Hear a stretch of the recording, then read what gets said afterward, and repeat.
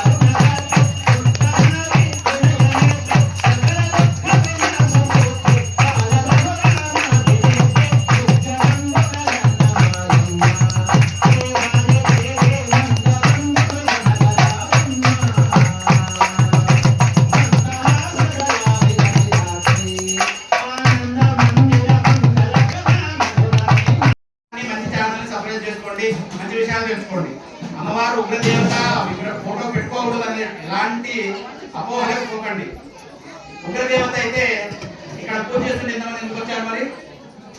అమ్మవారిని ఎందుకు అంటున్నారు? రాక్షసి అనొచ్చు కదా, అన్నారు కదా, అవునా కదా?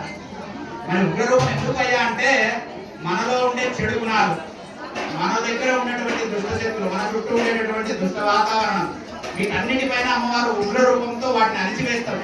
అందుకనే అమ్మవారిని ఉగ్రదేవత అన్నారు. అంతే తప్పనిస్తే ఒక వ్యక్తిని మనం కోపిష్టివాడు అన్నాం అనుకోండి, ఎప్పుడు కోపంతోనే ఉంటాడు ఆయన? ఉండడు కదా. ఏదో ఒక సందర్భంలో ఏదో విషయంలో కోపం వచ్చి ఉంటుంది.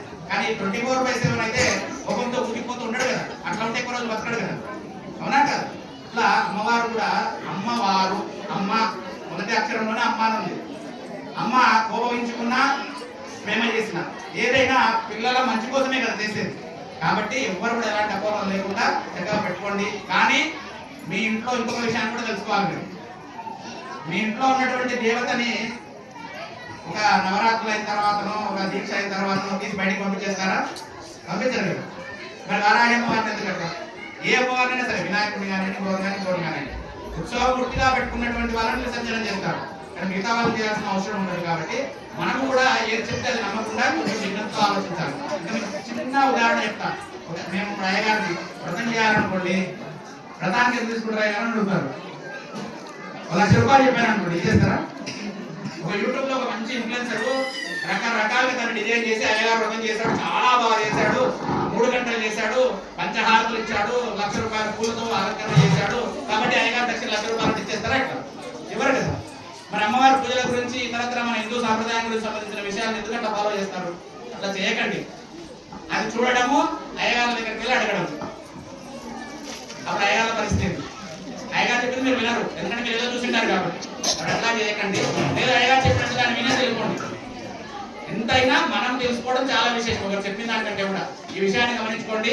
కంకణదానం అంతా కూడా విసర్జన చేసుకోండి. చక్కగా రేపటి నుంచి అందరూ యథావిధిగా మీ జీవిత గమనాన్ని సాధించుకోండి. సరేనమ్మా? ఇంతటితో నవరాత్రి ఉత్సవాల పూజా కార్యక్రమం పరిసమాప్తమైందమ్మా. అందరూ కూడా నిదానంగా లేచి